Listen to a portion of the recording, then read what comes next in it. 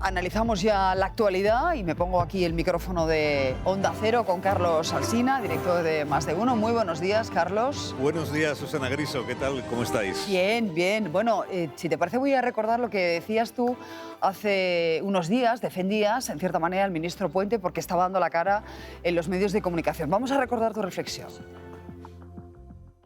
Que se pida la dimisión del ministro Puente me parece muy bien. Si está en marcha una investigación, al ministro se podrán criticar muchas cosas, pero que ha dado la cara en los medios de comunicación. Que no tiene más remedio. Que no tiene más remedio, no. Es una democracia. Que si quieres te menciono precedentes de gobernantes que no han dado la cara en ningún medio de comunicación cuando han tenido que gestionar un desastre. ¿Por qué tiene que dimitir? Porque es el responsable del accidente. El responsable es de dar las respuestas. No, del accidente no. De dar las respuestas que todavía no tiene. Estamos sugiriendo desde hace 4 días que tiene las respuestas, pero no las quiere dar. Ya si mañana se demuestra que el ministro nos ha engañado a todos durante esta semana, será el primero en decir váyase a su casa.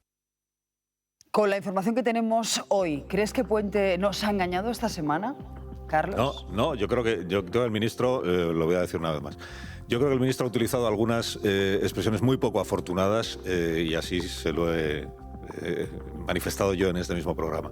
Creo que la primera muy desafortunada fue decir que es un accidente extraño, porque decir que es un accidente extraño da a entender, o algunos pueden entender o podemos entender, que está sugiriendo que ha habido una mano negra detrás del accidente, cosa que salta a la vista que no es así. Yo creo que si hubiera dicho, en lugar de un accidente extraño, un accidente inédito, seguramente todos estaríamos bastante de acuerdo en que tú llevas, creo que los mismos años de ejercicio profesional que yo, y creo que es la primera vez que hemos tenido que informar de un accidente ferroviario provocado por la rotura o de una soldadura o de un raíl, o sea, de haber visto que un raíl se ha quedado fuera. Esa fue la primera desafortunada. Tiene otra, que la recordábamos ayer también. Un inciso, entrevistamos aquí al presidente de la CIAF justo después de que el ministro hiciese esa afirmación y el propio presidente se lo afeó porque nos dijo, no hay accidentes extraños, todos los accidentes tienen una causa, simplemente hay que buscarla. Claro, eso es, y la causa ahora ya vamos viendo todos, incluido el ministro creo, cuál es la causa. Creo que la siguiente afirmación muy desafortunada fue esto de la renovación completa e integral de la vía, que lo repitió en las entrevistas que dio el lunes y el martes de la semana pasada. ¿Por qué? Porque ahora puede decirnos el ministro, como dijo ayer, que es que técnicamente renovación completa se considera todo el tramo de la vía, pero que no significa que se renueve todo lo que hay en ese tramo, o sea, que no significa que se cambien todos los raíles o los carriles y todo el material. Bueno, el ministro está hablando para personas que no somos y que no son conocedoras de la terminología técnica. Cuando tú dices, y lo dijo ayer el presidente de la CIAF también, al que tú has mencionado. Y todos los ingenieros con los que hemos hablado, Claro, que cuando dices integral es total. Integral y tal, pues no unas vías sí y otras no. Todos entendemos que es total y por tanto ahí yo no creo que el ministro lo dijera con ánimo de engañarnos. Creo que a él se le dijo por parte de los técnicos renovación integral y él no tuvo la prudencia de preguntar de qué estamos hablando exactamente, ¿no? Ya, pero eso sí. Siendo esto verdad, Carlos, el viernes pasado el propio director de Adif, en esa rueda de prensa conjunta con el ministro, reconoció que había un tramo viejo y un tramo nuevo. En esa soldadura convivían ambos tramos y el ministro a la semana siguiente dijo que lo que estaba contando el mundo era un bulo. Y bueno, pues aquí estaba Joaquín Manso el lunes enfadadísimo porque dice, vamos a ver, pero si el propio director de Adif te ha dicho que hay 2 tramos de antigüedades distintas y lo que estamos contando nosotros no es distinto a lo que ha dicho el director de Adif. Por eso yo ayer decía en este programa mío que no entendía cuál era la polémica exactamente sobre este asunto del raíl, precisamente porque la información del mundo procede de algo que ya ha dicho el presidente de Adif el viernes, que es esto de que hay un raíl del año 89 y un raíl del año 2023 que han sido soldados.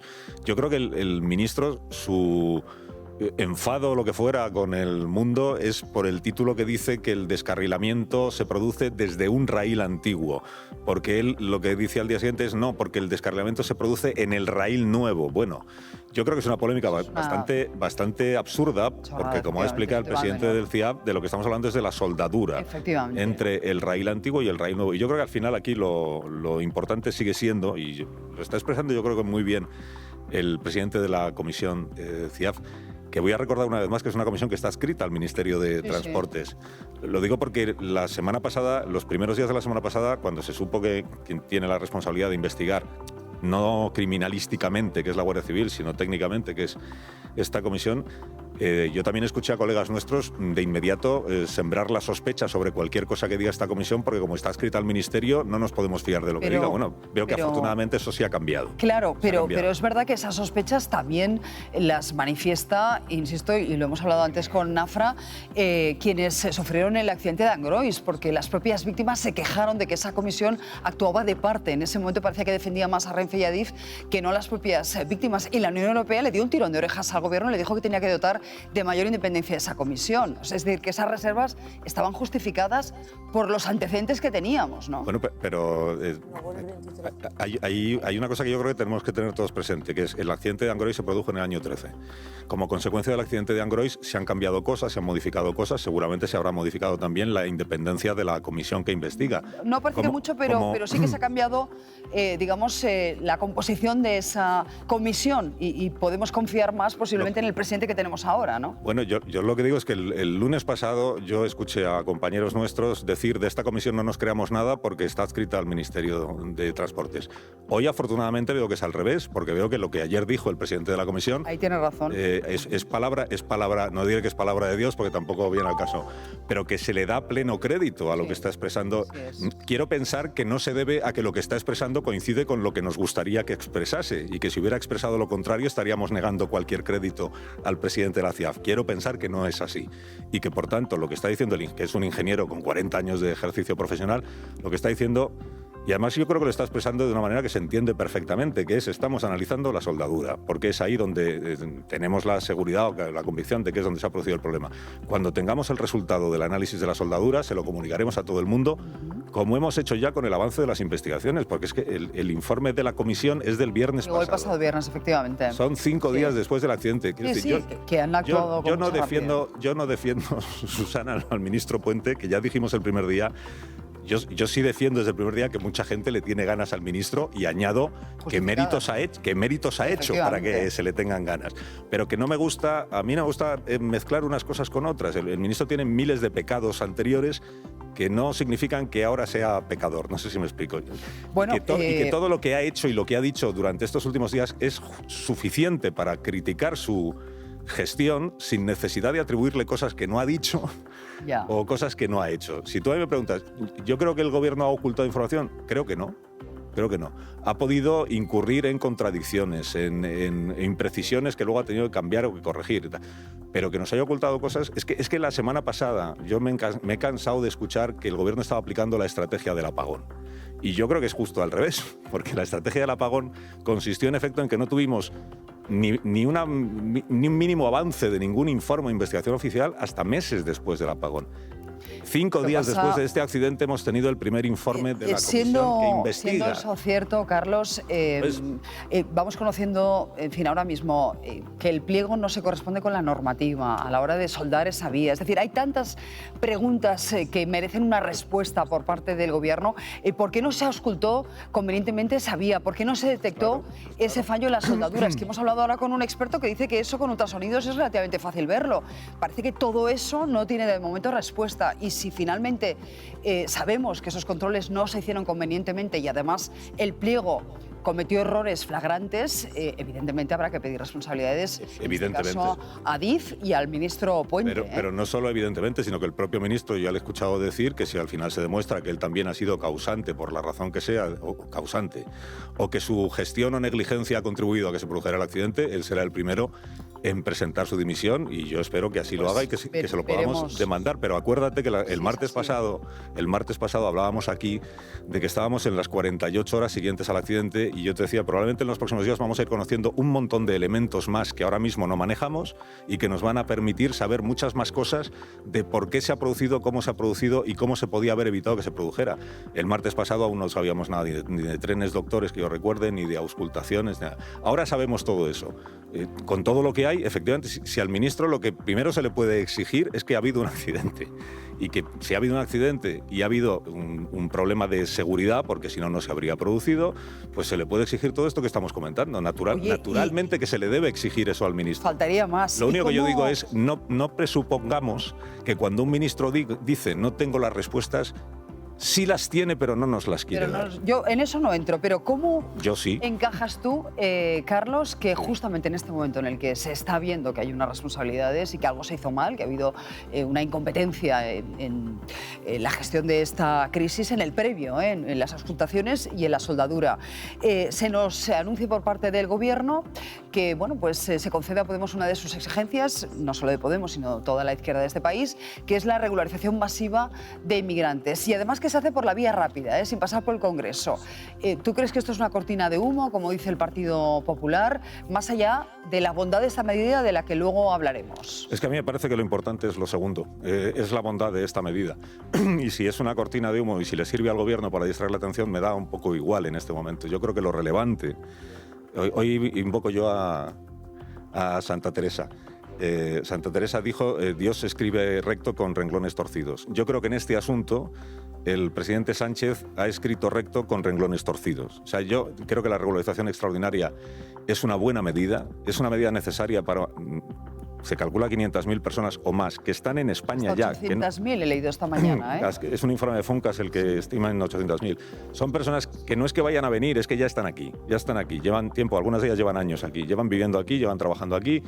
Y lo que no tienen son papeles ni forma de tener los papeles porque no se les ha abierto la ventana para conseguir regularizar su situación, que es una cosa muy importante para cualquier persona porque necesita la tranquilidad de poder saber que independientemente del signo del gobierno de turno no van a ser deportados. Claro, si tenemos a personas en situación irregular, es decir, que no tienen papeles, hay que explicarles y darles una salida. Y solo hay dos posibles desde mi punto de vista, que es la deportación o la regularización. Yo estoy con la segunda, con la regularización. Creo que la regularización extraordinaria es una buena medida que se escribe con renglones torcidos en la medida en la que yo preferiría que esto saliera del Parlamento, claro que sí, claro. Y que fuera una ley y no un decreto, y que contara con el apoyo de la mayoría de los grupos y no solo de y que el Gobierno tendrá que explicar hoy por qué se ha negociado con Podemos cuando para un decreto del Gobierno no hace falta Podemos, solo hace falta hacerlo, y por qué si se creía necesario se ha hecho hoy en lugar de hace un año y medio. Todo eso es así. Cuando acababa de pactar la cesión integral, acuérdate que también entonces utilizaban ese término, cesión integral de la política migratoria a Junts. Parece que aquí han hecho un viraje. Oye, que yo también estoy contigo, me alegro de esta regularización. El Partido Popular ahora se muestra muy crítico, pero en su momento aprobó la iniciativa popular, como te lo hicieron todos los grupos, salvo Vox. Ahora hablaremos de eso, Jaime. ¿No se aprobó la iniciativa popular en el Congreso con votos del Partido Popular hace 2 años? Yo sí tengo que explicaros cómo funciona. Solo voto en contra Vox. Bueno, oye, claro, es que aprobar la posición del PP también ha cambiado en estos últimos Susana, 2 años respecto a esta cuestión. Si hay que explicar porque en este momento votó a favor porque Cáritas se lo pidió al Partido Popular. Seguir mintiendo. Bueno, pues oye... Si quieres te lo explico. No me lo expliques ahora porque primero vamos a presentar el tema y lo harás. Porque eso es Pero mentira. vamos, yo te aseguro que no estoy mintiendo, faltaría más. Absolutamente, porque una toma en consideración no es aprobar absolutamente nada. Bueno, y si no sois capaces de trasladar ¿pero no son sus votos en la toma de consideración una toma en consideración con 9 enmiendas para iniciar un proceso legislativo del que ahora el Pedro Sánchez se pone de espaldas para debatir esa regularización con todo el sistema a favor? El matiz es menor. ¿Pero cómo el matiz? Hombre, por favor, porque el Partido estáis Popular cargándose el poder legislativo. Era partidario de legislar. No, de la toma en consideración para iniciar un proceso de debate con todos los representantes de los ciudadanos para que esa regularización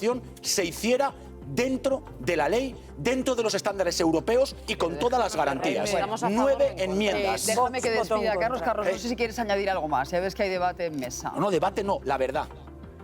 Tu verdad. No, dinos. Susana.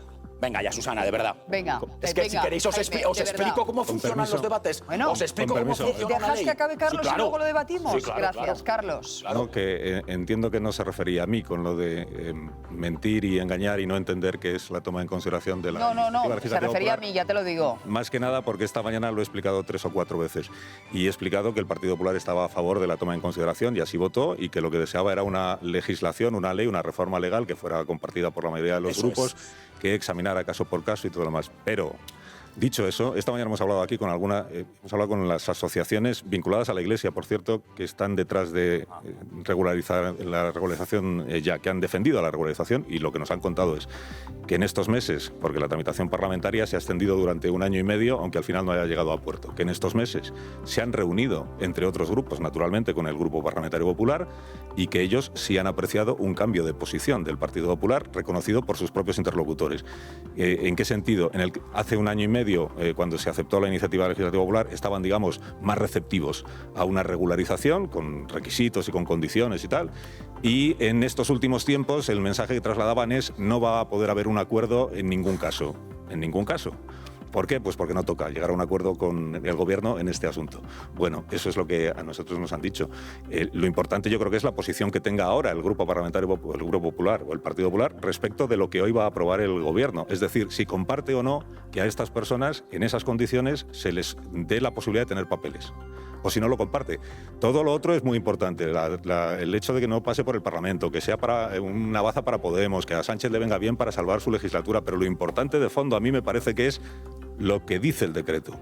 ¿En qué condiciones estas personas van a poder tener papeles en España? Y si el PP comparte o no esa vía para tenerlo. El PP ya está diciendo que no lo comparte porque entienden que es una regulación muy barata la que se está haciendo y que las condiciones son mínimas. Apenas 5 meses en España y no tener antecedentes policiales. Si te parece, lo vamos a abordar enseguida. Sí, Carlos, como siempre, gracias. Feliz semana a ti y a tengo un tus programa oyentes. que hacer. Gracias, Susana. Madre mía. Bueno, pues vamos con eso. Venga, giro de guión. Conveniente.